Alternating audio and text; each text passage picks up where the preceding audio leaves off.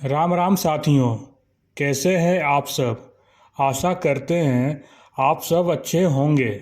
आज हम बात करेंगे हिंदू धर्म और ऊर्जा विज्ञान के बारे में, अर्थात मंत्र, यंत्र और तंत्र की असली समझ के बारे में। क्या आपने कभी सोचा है कि सिर्फ एक आवाज से पूरी दुनिया बदल सकती है, या सिर्फ एक चित्र से किसी की ऊर्जा बदल जाए, या एक मंत्र से किसी के विचारों पर असर पड़े। सदियों से लोग मंत्र, यंत्र और तंत्र को रहस्यमय मानते आए हैं। कुछ इसे अंधविश्वास कहते हैं और कुछ इसे परम विज्ञान। पर आज हम जानेंगे, क्या हिंदू धर्म के ये रहस्य वास्तव में ऊर्जा विज्ञान पर आधारित है, या कोई अदृश्य शक्ति हमारे भीतर और चारों ओर प्रभावित हो रही है। नमस्कार साथियों, स्वागत है आपका अपने चैनल द अननोन पाथ पर। वीडियो पसंद आए तो वीडियो को लाइक शेयर कीजिए और चैनल को सब्सक्राइब कीजिए। हिंदू धर्म को अगर आप ध्यान से समझें तो यह सिर्फ पूजा पाठ नहीं है, यह एक ऊर्जा विज्ञान, एनर्जी साइंस है। हर मंत्र, हर प्रतीक, हर यंत्र मानव चेतना के स्तर पर कार्य करता है। वेदों में लिखा है, सब कुछ ऊर्जा है और वही ब्रह्मा है, यानी पूरा ब्रह्मांड ध्वनि से बना है। यही कारण है कि मंत्र ध्वनि का विज्ञान है, यंत्र आकृति का विज्ञान है और तंत्र ऊर्जा के प्रवाह का विज्ञान है। मंत्र शब्द बना है मन और त्र से, यानी जो मन की रक्षा करे या उसे मुक्त करे वही मंत्र है। हर शब्द का एक कंपन होता है, एक वाइब्रेशन। जब आप ओम का उच्चारण करते हैं तो आपकी पूरी देह में एक विशेष आवृत्ति उत्पन्न होती है। विज्ञान भी मानता है कि sound frequencies can alter brain waves. NASA की रिपोर्ट बताती है कि ब्रह्मांड में एक प्राकृतिक हम है जिसकी आवृत्ति 432 हर्ट्ज के आसपास है, और हिंदू धर्म में कहा गया है ओम की भी यही प्राकृतिक आवृत्ति है। क्या यह सिर्फ संजोग है, या फिर हमारे ऋषि इस ऊर्जा को हजारों साल पहले समझ चुके थे। अब बात करते हैं यंत्र की। यंत्र यानी ऊर्जा का गणित, ज्योमेट्री ऑफ एनर्जी। हर यंत्र एक एनर्जी मैप है जो ब्रह्मांडीय ऊर्जा को केंद्रित करता है।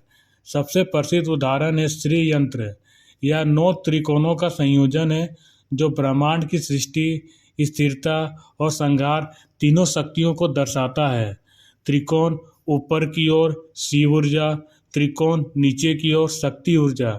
जब दोनों मिलते हैं तब बनती है सृष्टि।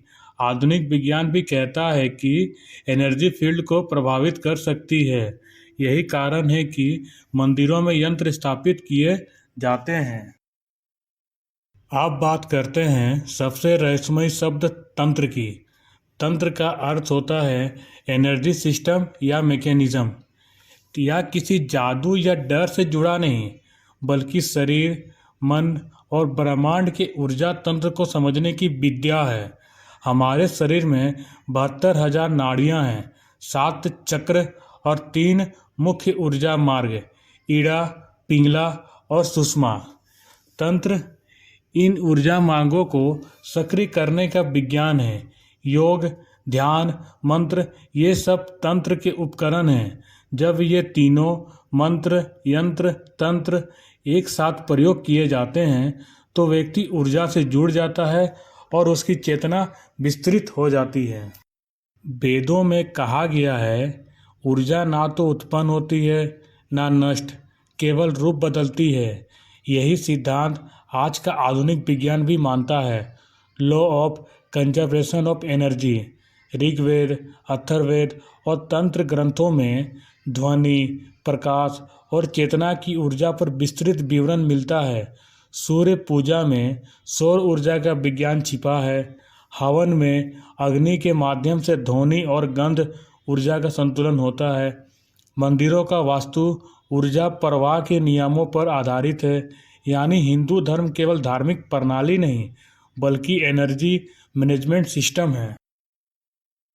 अब सवाल उठता है, क्या आधुनिक विज्ञान इन सिद्धांतों को मानता है? क्वांटम फिजिक्स कहती है ऑब्जर्वर चेंजेस रियलिटी, यानी आपका मन ही ऊर्जा को प्रभावित करता है। वेदों में यही बात संकल्प शक्ति के रूप में कही गई है। जैसा विचार वैसी सृष्टि। मस्तिष्क से निकलने वाली तरंगें मंत्र और ध्यान से बदली जा सकती है।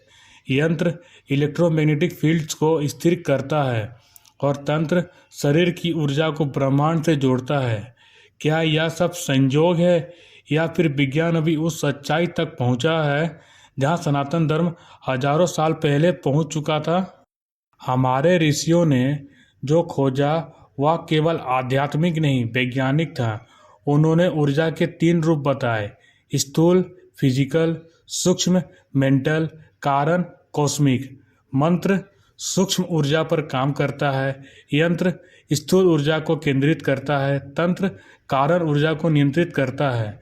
जब ये तीनों एक साथ कार्य करते हैं तब मनुष्य योग की अवस्था में पहुंचता है जहां आत्मा और ब्रह्मांड एक हो जाते हैं।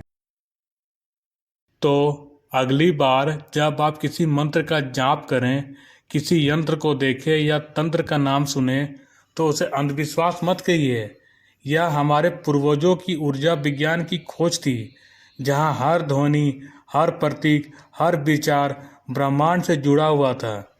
सनातन धर्म कोई धर्म नहीं, यह एनर्जी साइंस है जो सिखाता है तुम ही ब्रह्मा हो, तुम ही शक्ति।